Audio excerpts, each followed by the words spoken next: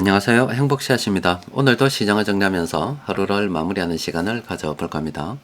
오늘 우리 시장은 코스피도 코스닥도 상승 마감했습니다. 코스피는 0.04%, 코스닥은 0.77% 상승 마감했습니다. 시장 수급을 들여다보면 코스피, 코스닥 둘 다 외국인하고 기관들이 순매수를 많이 했습니다. 업종별로 들여다보면 일단 시가총액별로 봤을 때 외국인들이 골고루 매수를 했습니다. 자, 이게 의미하는 바는 일단은 반도체나 뭐 운수 장비라든지 이쪽은 대형주 쪽은 주로 수출을 하는 쪽입니다. 지금 저쪽이 잘 되니까 또 외국인들이 오래전부터 한 2년 전부터 물량을 매집했죠. 그러면은 뭐 지금 이쪽에 잘 된다 손 치더라도 결과적으로 저게 국내로 돈을 가지고 오는 게 되잖아요. 그 다음은 이 내수가 되는 겁니다. 그 외국인 투자자들이 지금 내수도 계속 이렇게 준비하고 있다는 거예요. 다른 말로 이야기하면은 지금은 뭐 반도체고 뭐가 잘 되어서 해외에서 돈을 버는 수출 쪽으로 관심을 가지만 내년에는 바로 내수 쪽이 또 시장의 중심으로 올라설 가능성이 있다. 이걸 염두에 두고서 우리가 이쪽이 지금 너무 많이 올랐다 그러면은 우리는 이걸 관심을 가지고 살펴봐야 되겠죠. 너무 많이 오른 거 따라갈 필요 없다고 계속 시황을 통해서 말씀드리고 있는 겁니다. 자, 외국인들이 업종별로 보면 전기전자, 뭐 소비섭 이쪽으로 순매수를 했습니다. 그러니까 기관 투자자들은 전반적으로 차익 실현을 하고 있는데 그 중에서도 오늘은 금융업 쪽에 좀 눈에 띄게 차익 실현을 했고 또 그리고 운수 장비 쪽으로 좀 눈에 띄게 이렇게 차익 실현을 했습니다. 금융업 쪽은 뭐 정부 별력 정책이니 뭐 이렇게 해서 뭐 정부 정책의 수혜를 입을 것이다 예상하고 그간 또 세력들이 매수를 했고 많이 올랐다 아닙니까? 많이 올랐기 때문에 저렇게 차익 실현한다 이해가 되죠? 근데 운수 장비 쪽은 왜 저렇게 오늘 매도를 했느냐? 물론 그동안 계속 매도를 했지만 다른 업종들에 비해서 좀 눈에 띄게 매도를 했느냐 들어다 보니까 산자부에서 이런 발표를 했습니다. 3월달 수출입 동향에 대해서 정리를 쭉 해서 발표를 한 거예요. 그 내용을 보니까 일단은 우리나라가 6개월 연속 수출이 플러스가 됐고 이게 뭐 10개월 연속 무역수지 흑자가 됐다 이런 발표를 했습니다. 전 세계적으로 볼 때 이 대외 여건에 영향을 많이 받는 국가가 바로 이 독일하고 우리 한국입니다. 이거는 뭐 하여튼 뭐 수출 관련 업종들이 많아서 그렇습니다. 그러니까 세계 경제가 이렇게 뭐 왔다 갔다 뭐 싸우고 찌지고 볶리해도 지금 살아나고 있다는 걸 이야기하는 거예요. 또 그리고 또 그 내용을 들여다보니까 반도체 쪽에 이렇게 또 그리고 21개월 만에 최대 실적을 기록을 했고 이번에 무역 수지는 이렇게 요만큼 흑자를 봤다 이렇게 이야기를 하고 있는 거예요. 그러니까 앞서 그 업종 수급을 통해서 그간 쭉 말씀드린 것처럼 지금은 이 수출을 통해서 이 반도체 쪽이 그리고 뭐 다른 쪽에서 돈을 벌어온단 말이에요. 또 그리고 그 이전부터 물량 매집이 있었기 때문에 이쪽이 오르는 겁니다. 그러면은 들어온 돈이 우리나라로 들어온 돈이 어디로 가겠습니까? 안에서 뱅글뱅글 돌아다니겠지요. 그럼 우리는 그 안에서 이렇게 내수 관련 뭐 그동안 좀 오르지 않았던 것들 계속 관심을 가지고 살펴봐야 된다 이 말이에요. 하여튼 세계 경제도 좀 살아나고 있거나 이렇게 생각하시면 됩니다. 그러면은 뭐 기관들이 왜 팔았느냐 자동차 쪽 보니까 다른 건 다 좋은데 품목별로 들여다봤을 때 쭉쭉쭉쭉 다 좋은데 마지막에 딱 보면은 뭐 조업 일수고 뭐고 이야기하면서 일단은 뭐 자동차 쪽으로 안 좋았다 수출이 감소했다 이런 이야기가 있습니다. 그러니까 실적이 안 좋으니까 좀 정리 좀 했다 이렇게 보셔도 되는 거예요. 그러니까 실적 보고 좀 팔았다 이렇게 생각할 수도 있는데 우리는 그에 개의치 말고 외국인 투자자들 보고 따라가면 됩니다. 그럼 그렇다고 해서 지금 자동차 업종 지금 매수해야 되느냐? 그건 아니죠. 많이 올랐다 아닙니까? 저것도 수출 관련이잖아요. 그러면은 보유하는 사람들 입장에서는 기관들이 차익 실현하든지 말든지 대장님 외국인이 매수하고 있기 때문에 더 갈 수 있다 이렇게 생각하는 게 맞다 이거고 그 나머지는 우리 자동차 신규 매수 그쪽보다는 내수 쪽에 좀 더 신경을 써야 되겠죠. 세력들이 오늘 공통으로 매집한 종목이 엄청 많습니다. 그래서 여러분들께 장중수급 분석 시간에 그동안 우리가 쭉 살펴보다가 내가 만약에 이 종목 좀 괜찮구나 라고 관심을 가진 종목이 있었고 장중에 흐름이 괜찮았다 그러면은 오늘 물량을 모아가도 된다 이렇게 말씀을 드렸던 거예요.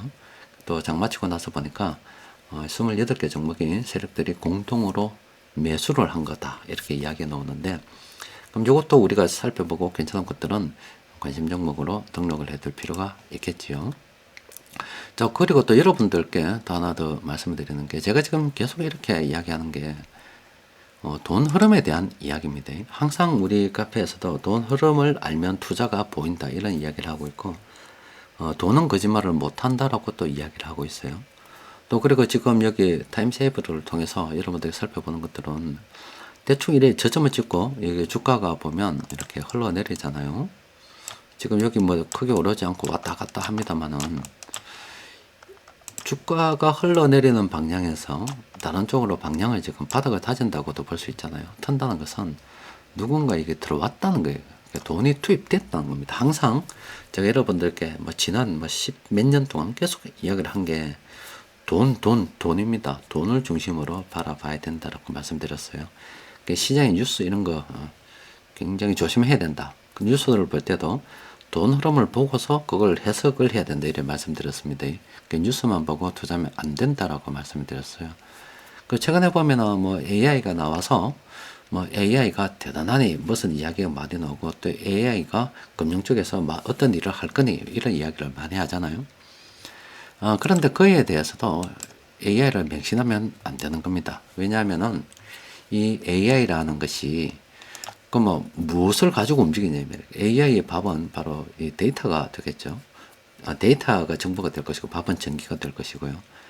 그러면 이 AI가 이 어떤 데이터냐? 사람들이 그동안 만들어 놨던 이 데이터를 가지고서 이거를 수집해 가지고 나름 우리한테 뭐 정리를 해서 어떤 식으로 보여준다라고 생각할 수가 있잖아요. 그러면은 그 AI가 수집하는 이 데이터들은 사람들이 만들어 놓았던 데이터다 이 말입니다. 그런데 사람들이 이야기하죠.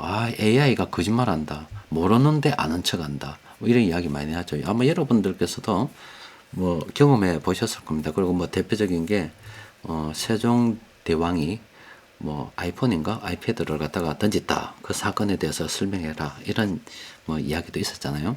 그랬더니 뭐 실제 그럴듯하게 이야기를 만들어냈다. 이런 이야기도 여러분들 많이 보셨을 거예요. 그럼 AI가 저렇게 수집하는 데이터는 기본적으로 양질의 데이터만 있는 게 아니라 사람들이 만들어낸 데이터인데, 사람들이 만든 데이터는 거짓말이 엄청 많다 이겁니다. 그러니까 기본적으로 AI가 거짓말하는 것은 사람들이 만든 데이터 자체에 거짓말 데이터가 많아서 그렇다 이 말입니다. 거짓으로 만드는 데이터, 속임수가 엄청 많다 이 말이에요. 그렇기 때문에 이 AI가 만든 데이터가 정확하지 않을 수 있기 때문에, 그러니까 앞으로 인공지능이 나와서 투자에 뭐 활용이 된다, 여러 가지 정보를 준다라고 이야기할 수가 있죠. 그럼 이 원리를 이용하면은 이 사람은 정말로 영악합니다. 굉장히 영악하다고요. 지금 제가 이 원리를 말씀드렸다 아닙니까? 그러면은 이렇게 생각할 수도 있겠지요.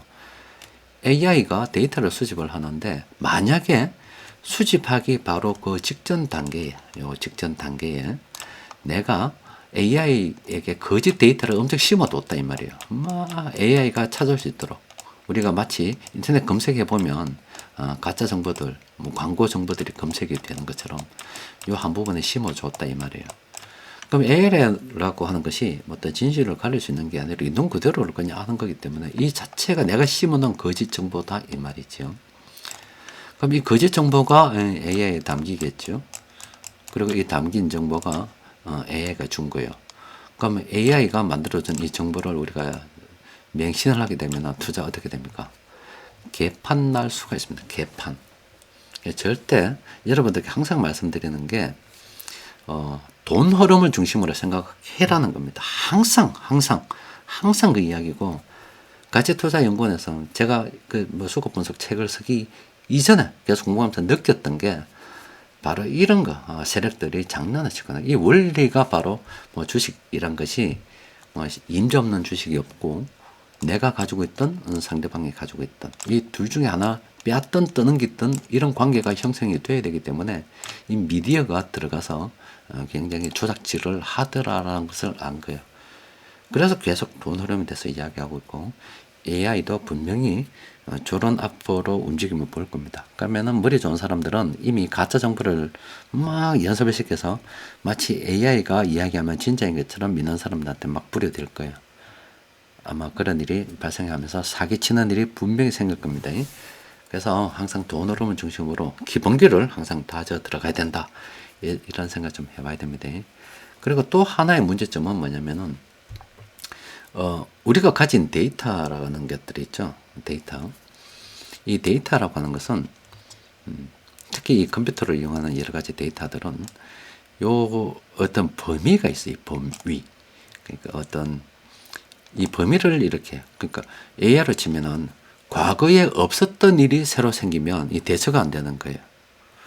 그러니까 이게 뭐 우리가 이상 과열 현상 아니면 이상 침체 우리가 뭐 얼마 전에 있었던 코로나 사태 같은 거 이런 거 아니면 2007년도 8년도 뭐 그때 미국발 금융 위기 같은 이런 거 있죠. 통상적인 범위를 벗어나는 이 바깥 부분 우리가 뭐 여러분도 통계를 배우게 되면 뭐 이 종 모양 그리죠. 그 종 모양 그 바깥쪽에 있는 부분 뭐 95%뭐 신뢰 수준이라고 하면 여기서 여기까지가 95% 신뢰 범위라고 했을 때 그럼 이 나머지 이 부분은 어떻게 되느냐 이 말이에요. 이 부분에 들어갔을 때는 이 AI도 대처를 하지 못합니다. 박살날 수가 있습니다. 그러니까 이 투자를 갖다 AI한테 맡겼을 때 가장 큰 문제점이 우리가 통상적으로 알고 있는 범위를 그러니까 데이터가 없는 부분을 벗어났을 때 어떻게 대처할 것이냐 이 말이에요. 그게 안 된다라고 보시면 됩니다. 그래서 분명히 앞으로 사람들이 AI를 쓰면은 분명히 그 인력을 갖다가 절감한 효과가 있고 평상시에는 뭐 사람이 하는 것보다 훨씬 더 나으니까 점점 그쪽으로 맡겨둘 수가 있습니다. 사람의 손을 떠날 수가 있어요. 근데 그 떠나고 맡겨놨을 때 우리가 생각하는 통상적인 수준을 벗어나는 어떤 일이 발생을 하게 되면은 걷잡을 수 없이 폭주하게 되고 그러니까 시장이 걷잡을 수 없이 상승을 하거나 걷잡을 수 없이 하락을 할 수가 있습니다. 이건 통제 불능이라 보시면 됩니다. 한순간에 AI 때문에 경제 위기가 올 수가 있어요. 그래서 저는 이거를 이용할 겁니다.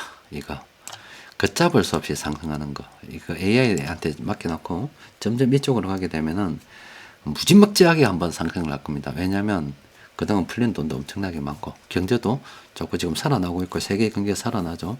거품이 엄청나게 한번 발생할 거라고 하는 것. 그리고 그 이후에는 또 걷잡을 수 없을 만큼의 굉장한 폭락이 올 것이다. 그래서 제가 여러분들께 자꾸 뭐 저한테 뭐 비트코인이 어떻니 뭐 여러 가지 말씀하셔도 항상 단호하게 말씀드립니다. 금 아니면 은이라고. 금이 고평가되어 있으면 은이라도 사두는 게 좋다. 항상 그 말씀드립니다. 만약에 전산이 마비되면 어떻게 될 거냐고요. 은을 어디에 보관해야 되느냐? 집에 보관해야 되는 거예요. 그러니까 이런 지금 한 뭐 짧은 시간 잠시 말씀드렸습니다만은 이런 베이스를 깔고서 지금 시장을 바라봐야 되는 거예요. 항상 여러분들께서도 집에 있는 현금이 내 손에 있는 돈이 중요합니다. 은행에 숫자로 백날 있어 봤자 정부는 다급하면 중지합니다. 다급하면 중지하는 거예요. 일단 서답해놓고 내 돈이 은행에 아무리 많아도 못 씁니다. 그 외국의 사례 봤었죠. 은행에 돈 넣어놨는데 정부에서 강제로 떼먹거나 은행에 돈 넣어놨는데 돈 안 줘가지고 내가 지금 수술해야 되는데 은행에 분명히 돈이 있고 그 돈을 꺼내면 난 수술해서 살 수가 있는데 은행에서 돈을 안 주니까 총 들고 들어와서 내 돈도 하고 싸우는 거 여러분들께서 많이 보셨죠. 나중에 걷잡을 수 없는 일이 발생할 수도 있기 때문에 금과 은을 집에서 보관하는 게 유리합니다. 자, 일단은 뭐 돈 중심, 뭐 여러 가지 뭐 뉴스 이런 것들, 또 데이터 범위를 벗어나는 것들, 또 AI 기술이 발전하지만 굉장히 또 위험한 부분이 있다는 것, 이런 것들 우리가 다 알고서 투자에 임해야 됩니다. 자, 네이버 같은 경우는 지금 괜찮죠. 일단 파란색이 나왔단 말은요, 하락 추세에서 브레이크가 한번 걸렸다는 거예요. 브레이크가 걸리고 난 뒤에 지하철 파고 들어간 거겠죠. 그럼 이때는 상승추세 평범한 구간 한번 바뀌게 되면 긍정적으로 검토를 해볼 만합니다. 만약에 이 파란색이 나오지 않았잖아요. 그냥 이게 상승추세 평범한 구간까지 기다리는 이건 아닙니다. 파란색이 나와야 브레이크가 걸린다 이렇게 생각하시면 됩니다.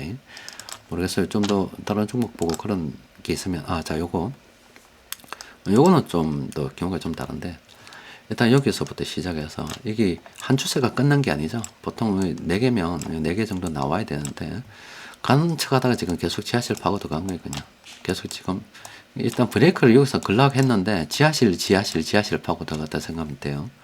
그럼 지하실 파고 들어갔기 때문에 이거는 상승 추세 평균만 구간 전환되면은 충분히 긍정적으로 생각해 볼 수가 있겠죠. 이 종목도 마찬가지입니다. 이것도 지하실 파고 들어갔다라고 봐야 되겠죠. 이때 고점으로 인해서 이건 뭐 한번 없는 걸로 좀 치자. 그럼 이거 4번이면 분명히 4번 나와야 정상이다 이렇게 생각하실 거잖아요. 그럼 지하실 파고잖아요. 지하실 파고 계속 지하실 파고 들어갔죠. 그럼 경인 양행은 어떻게 돼야 되냐? 그냥 지금 긍정적으로 봐도 된다 이 말입니다. 이 종목의 현금 흐름에 뭐 기업에 특별한 문제가 없다 그러면 이건 당연히 지금 긍정적으로 볼만하다 이 말이에요. 이 브레이크가 걸렸을 때의 이야기입니다. 이거 녹십자도 마찬가지입니다. 이게 중요한 겁니다. 이게 요게 브레이크랑 건 거예요. 파란색이 나왔단 말은 브레이크를 걸었단 말입니다. 그러니까 막 이렇게 되면 어떻게 되는 거예요? 이렇게 파란색이 나오지 않았다. 요 상태다. 이 상태에 지금 상승 추세 평범이 되었다. 이건 사면 안 되죠. 어디까지 다시 하락 추세로 언제든지 접어들 수 있는데 그렇잖아요. 그럼 그거는 그 이전에도 마찬가지였잖아요. 뭐 이때 바닥인가 생각할 수도 있었을 거 아닙니까? 파란색이 계속 안 나왔죠. 파란색이 안 나오잖아요. 브레이크를 못 걸고 있다 아닙니까? 지금 계속 브레이크가 안 걸리잖아요. 그러니까 파란색 이제 딱 걸린 거예요. 브레이크 딱 걸린 거예요. 이거 하락 추세 끝났다고 딱 보는 거예요. 저기서부터. 그러면 이제 여기서부터 관심 종목으로 딱 등록해야 되는 거죠. 녹십자는 떨어질 때까지 기다리는 거. 그럼 지금 상승 추세 평범이죠. 이거는 긍정적으로 봐도 된다 이 말입니다. 저 파란색이 나오고 안 나오고가 중요합니다. 왜 그러냐면은 파란색이 시작이 되면 다음에도 파란색이 나오면서 주가가 상승할 수 있다. 이거 분할 매도이기 때문에 그래요. 빨간색은 분할 매수라서 한번 나오면 이 바닥이 아니라 계속 나올 수 있다. 분할 매수가 계속 될 수도 있다. 이래 생각해야 되는 거예요. 그럼 여기서 파란색이 나왔죠. 앞으로 이제 파란색이 나오면서 그동안 분할 매수했다면 이제 분할 매도할 수도 있겠구나 이런 거예요. 그런데 이렇게 예상했는데 앞서 뭐 지하실 파고 들어가는 것들은 조금 전에 말씀드린 것처럼 그렇게 대응을 하면 되겠죠. 농심은 치다도 보면 안 됩니다. 왜 치다도 보면 안 됩니까? 이 어중간한 지점에서 어떻게 할 거냐? 이 어중간한 지점에서 앞서 본 것들은 주가가 수준이 낮았습니다. 이거는 올랐다가 지금 어중간한 지점이잖아요. 이거는 치다도 보면 안 됩니다. 버려야 됩니다. 자, 롯데케미칼은 뭐 이거 지하실 파고 들어갔죠. 이거 브레이크 걸었잖아요. 이게 여기서 브레이크 걸렸잖아요. 여기서 이제 이만큼 더 오른다라고 생각을 했을 거 아닙니까? 분명히. 지금 지하실 파고 들어갔다 이 말이에요. 그럼 이거는 어떻게 해야 되느냐? 상승 추세 평범한 구간으로 접어들면 긍정적으로 봐야 된다. 그럼 그 기간 동안에 뭘 해야 되는데 그 기간 동안에 이 롯데케미칼이 망하겠는가 망하지 않겠는가 그런 걸 살펴봐야 되겠죠. 그럼 이 롯데케미칼의 다음을 우리가 기대하는 모습은 어떤 모습인가? 바로 이 브레이크 걸리고 난 이후에 경인양행의 모습이겠죠. 녹십자 요런 모습이겠죠. 녹십자 그죠? 녹십자의 모습. 롯데케미칼에서 녹십자의 모습을 우리가 기대하고 있는 거겠죠. 만도도 마찬가지입니다. 이거 브레이크 한번 걸렸는데 지금 더 떨어졌죠. 그럼 이것도 상승 추세 평범한 구간으로 가면 긍정적으로 검토해 볼 수가 있겠죠. 빈거래는 그럼 어떻게 될 것 같아요? 일단은 뭐 더 간다고 봐야 되겠죠. 왜냐면 대충 여기서 뭐 끝내야 되겠죠. 왜냐면 이제 대충 그럼 여기서부터 일단 빨간색 2개가 남아있고 이 빨간색은 뭐 요걸로 다 소진했다 손치면 2개가 더 남아있죠. 그럼 저거좀 넘어가면서 이건 세력이 들어왔다는 거잖아요. 그럼 이거 오늘 긍정적으로 봐도 됩니다. 그렇죠. 2개 정도. 그러니까 높은 어느 정도 많이 가는 걸 기대하지는 못해도 어느 정도 상승은 기대할 수 있다.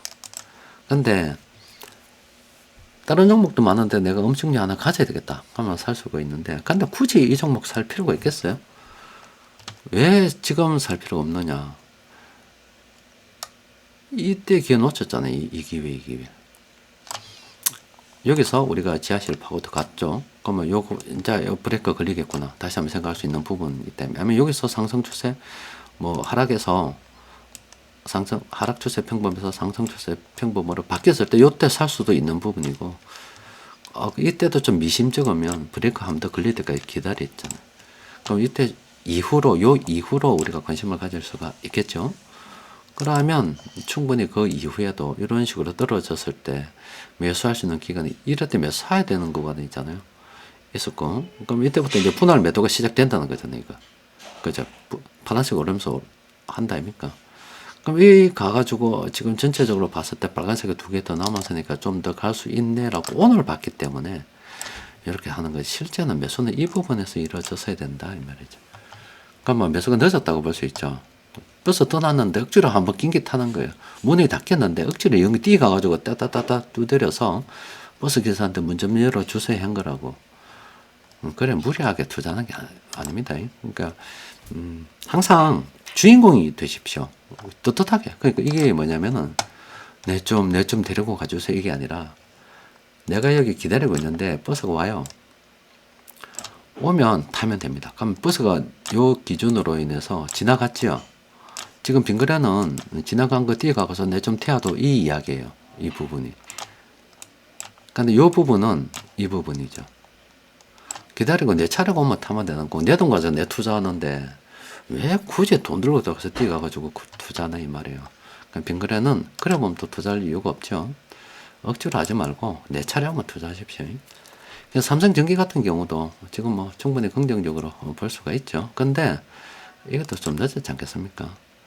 이때 사세요죠. 이거는 바로 절대 매수로 생각해도 된다라고 말씀드렸죠. 그런데 그럼 일단 빨간 게 나왔단 말은 다음에 이제 파란색 분할 매도에 대해서 신호를 기다리고 있는데 굳이 이때까지 들어갈 필요가 없다 이 말이죠. 그렇지 않습니까? 억지로 버스 탈 이유가 없습니다. 이것도 막 넘깁시다. 파라다이스 나올 거면 또 어찌 되노? 이거 지금 들어가야 되겠어요? 못 들어갔죠. 끝났다 아닙니까? 한 번. 이거 뭐 2번인데 1번 안 나고 한 번. 그냥 주기가 굉장히 짧은 겁니다. 끝났어요. 뭘 보고 들어가야 되노? 기준이 없다 아닙니까? 파라다이스는 뭐 보유하고 있으면 더 가겠죠. 예전에도 더 높았기 때문에. 근데 굳이 다른 것도 많은데 굳이 들고 있다 그러면은 더 들고 가도 되죠. 근데 이거 한국콜마도 마찬가지입니다. 이거 오늘 사도 되는 겁니다. 장중에 봤다 그러면 오늘 사도 되는 거예요. 왜냐면 이때 성과 가지고 빨간색 훨씬 많죠. 한 번밖에 안 나왔습니다. 근데 이거는 이거 매수라고 뭐 많이 말씀드렸죠. 요때 매수해야 된다고. 놓쳤다 손치더라도 오늘 같은 경우는 충분히 매수할 수 있었습니다. 근데 아이고 내 굳이 이것도 사고 싶다 뭐 이 생각이 든다면 이렇게 해야 되겠죠. 사고 싶다라고 생각이 든다면 내일 더 오르면 끝. 내일 더 오르면 못 삽니다. 떨어지면 좀 기다렸다가 한번 사볼 수가 있겠죠. 그러니까 내일 오르면 안 사는 걸로, 떨어지면 좀 기다렸다 사는 걸로 이렇게 생각해 볼 수가 있겠죠.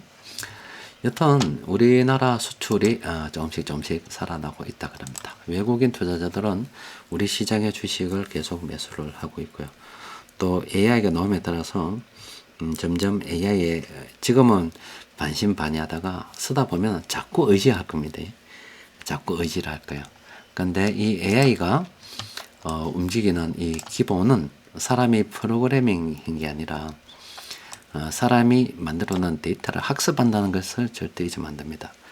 그런데 사람들은 거짓말을 엄청 많이 합니다. 정치인들만 거짓말 하는 게 아니라 그냥 살면서 백색 거짓말, 흑색 거짓말, 회색 거짓말 뭐 이런 거짓말 하면서 심지어 거짓말조차도 선의를 위한 거짓말로 포장해서 마치 좋은 것처럼 엄청나게 많이 해요. 그 사람들이 만든 데이터에는 수많은 거짓말들이 섞여 가지고 있습니다. 이 거짓말을 갖다가 학습하니까 AI가 거짓말을 하죠. 그런데 AI가 하는 말을 다 참말처럼 믿으면 안 되겠죠. 또 그리고 이 AI라고 하는 것이 사람이 만든 아니면 그동안 우리가 있었던 수집했던 그 어떤 데이터의 범위를 벗어나게 돼버리면 어디로 어떻게 튈지 아무도 모릅니다. 통제가 불가능할 수가 있습니다. 그러니까 우리는 이 통제가 불가능할 때 거품이 무한정 빵 튀는 거 굉장히 짧은 순간일 수도 있어요. 저때 최대한 무겁 보여야 되는 겁니다. 그리고 빵 해서 꺼질 때 이때는 전 세계가 마비될 수 있다는 그 기본적인 가능성에 대해서 항상 생각하고 있어야 되겠죠. 그리고 집에 현금을 챙겨야 되는 거고 하여튼 뭐 대충 흐름이 이런 겁니다. 그러니까 앞으로도 재밌는 일이 많이 벌어질 거예요. 우리 또 지금 보니까 이 금융 쪽에 뭐 AI를 갖다 하니 많이 지금 이미 우리뿐만이 아니라 그 해외에서는 여러분들 뭐 그 투자회사 대형 투자회사 뉴욕에 있는 대형 투자회사들이 뭐 사람들 다 자르고 AI를 컴퓨터를 어떻게 했다 이런 이야기 몇 년 전부터 들어봤죠. 예, 컴퓨터가 지금 당장에는 비용 절감을 하고 굉장히 좋은 부분들이 있고 쓰임이 훌륭하기 때문에 쓰는 거예요. 근데 그게 폭주할 때 막을 수 있는 견제 장치는 아무도 없다. 개박살난다. 이걸 생각하고 있어야 됩니다. 자, 오늘은 여기까지 정리하도록 하겠습니다. 이상입니다.